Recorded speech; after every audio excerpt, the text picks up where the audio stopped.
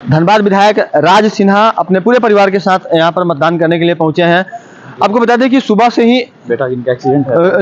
इनके बेटे का कुछ दिन पहले एक्सीडेंट हो गया था और वो व्हीलचेयर से मतदान करने के लिए पहुंचे हैं। चूंकि लोकतंत्र का महापर्व है और ऐसे में मतदान बहुत ही जरूरी है और यही वजह है कि तमाम जो दिग्गज हैं, जो सिटिंग एमएलए है, वो भी मतदान केंद्रों पर मतदान करने के लिए पहुंच रहे हैं और बहुत जरूरी है यह मतदान। ऐसे में जो स्थानीय विधायक हैं वो सीधे अब मतदान केंद्र की ओर जा रहे हैं। तो जब वो मतदान करके बाहर निकलेंगे तो हम लोग उनसे बात करने का प्रयास करेंगे। फिलहाल उनके जो बेटे हैं वो मतदान केंद्र पर पहुंचेंगे और यहाँ से वो मतदान करने के लिए जाएंगे और पूरे परिवार के साथ, क्योंकि उनकी पत्नी भी यहाँ पर साथ में है।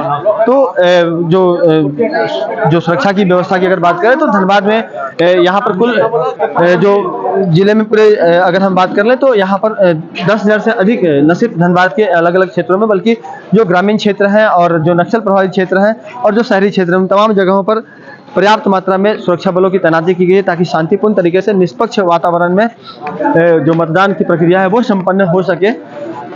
अपने बेटे आदित्य प्रधान के साथ में मतदान करने के लिए मतदान केंद्र की ओर जा रहे हैं और सबसे बड़ी बात यह है कि यह लोकतंत्र के त्यौहार के प्रति जो उत्साह है उसको दर्शाता है। हर स्थिति में मतदान के लिए तैयार रहना चाहिए ताकि किसी भी तरह की जो किंतु परंतु है वो ना रहे और मतदान केंद्रों पर लोग आसानी से पहुँचे और मतदान कर सकें। इसकी व्यवस्था जिला प्रशासन की तरफ से, इलेक्शन कमीशन ऑफ इंडिया की तरफ से मुकम्मल तरीके से की गई है।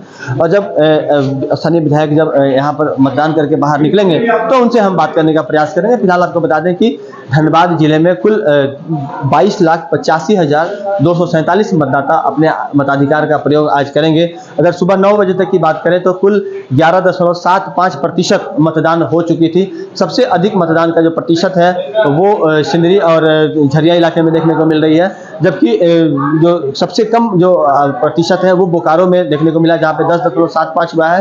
चंदनक्यारी में 11.75% जो है वो मतदान हुई है।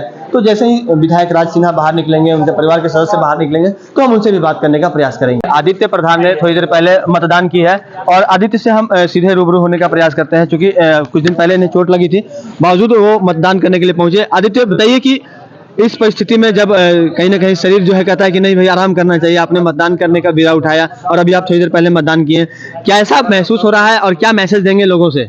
बहुत अच्छा महसूस हो रहा है। वोट करने के बाद मेरा ये पहला वोट है देश के विकास के लिए, धनबाद के विकास के लिए, तो बहुत ही अच्छा महसूस हो रहा है। और वोट करने के लिए मैं सबसे यही अपील करूँगा कि वोट ज़रूर करें जहाँ भी हो।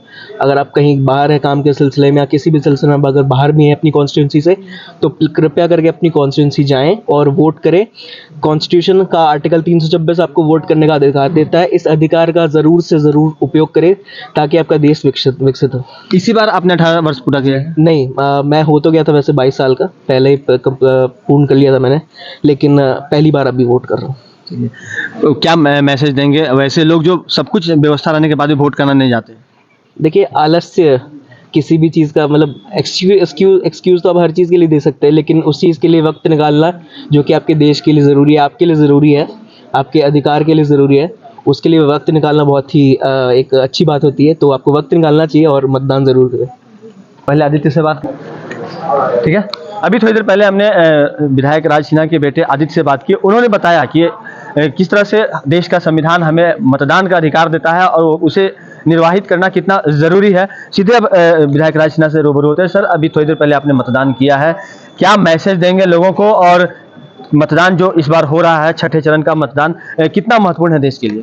नहीं, बहुत ही महत्वपूर्ण। तो कितना महत्वपूर्ण है इसका तो कोई जवाब नहीं है, यह सबसे महत्वपूर्ण है और इसलिए हर व्यक्ति को मतदान करना चाहिए। और देश, धनबाद के लोग, सब लोग को के हित को सोच करके हमको मतदान करना चाहिए और हमने भी यही सब सोच करके मतदान किया है। फिर से नरेंद्र मोदी जी को हमको प्रधानमंत्री बनाना है, हमको मतदान करना है। अभी तक जो चूँकि घर में भी आप रहे होंगे तो कहीं मतदान किस तरह से हो रहा है, कितना भाजपा या एनडीए की जो हवा है वो किस तरह से मजबूत है या फिर मुझे कमजोर लगता है? है कि अब की बार 400 पार और जनता में जो रुझान है लोगों में, वह लगता है कि अब की बार 400 पार। धनबाद बोकारो की जनता का रुझान आपको कैसा लगा अभी तक? बिल्कुल, मैंने कहा ना, एक ही बार में बोल दिया कि अब की बार 400 पार। चलिए, तो अभी थोड़ी देर पहले राज सिन्हा जो कि धनबाद विधायक हैं वो हमारे साथ जुड़े थे। काफ़ी दुश्वारियों के बीच कई तरह के जो विवाद भी बीच में हुए और उसके बाद अब वो आज मतदान करने पहुंचे थे थोड़ी देर पहले। बड़ी बात यह रही कि उनके बेटे जो कि आदित्य प्रधान हैं वो हाल फिलहाल में उन्हें चोट लगी थी, बावजूद वो मतदान करने के लिए पहुंचे हुए थे और राज सिन्हा खुद अपने साथ अपने बेटे को लेकर आए, व्हील चेयर पर वो बैठ कर आए और उन्होंने मतदान किया। तो आप इतना जान लीजिए कि जब इस परिस्थिति में भी लोग मतदान करते हैं तो हम अपने घरों में रहकर कैसे मतदान को छोड़ सकते हैं और उसे इंतज़ार कर सकते हैं।